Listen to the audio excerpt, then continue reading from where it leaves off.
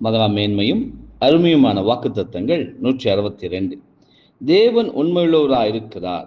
உங்கள் திராணிக்கு மேலாக நீங்கள் சோதிக்கப்படுவதற்கு அவர் இடம் கொடாமல் சோதனை தாங்கத்தக்கதாக சோதனையோடு கூட அதற்கு தப்பித்துக் கொள்ளும்படியான போக்கையும் உண்டாக்குவார். 1 கொரிந்தியர் 10:13. சபைக்கு உறுதியான சோதனைகள் பாடுகளை குறித்ததான நம்முடைய கர்த்தருடைய வார்த்தைகள் நமக்கு உறுதியளிப்பது என்னவெனில், இந்த வகுப்பார் பயப்படுவதற்கு எதுவும் இல்லை. இவர்கள் பாதுகாக்கப்படுவார்கள். மேலும் இவர்கள் சோதிக்கப்படுவதற்கு வாய்ப்பில்லை. காரணம், ஒவ்வொரு சோதனையிலும் கர்த்தர் தப்பித்துக் கொள்வதற்கான போக்கையும் அளிப்பார்.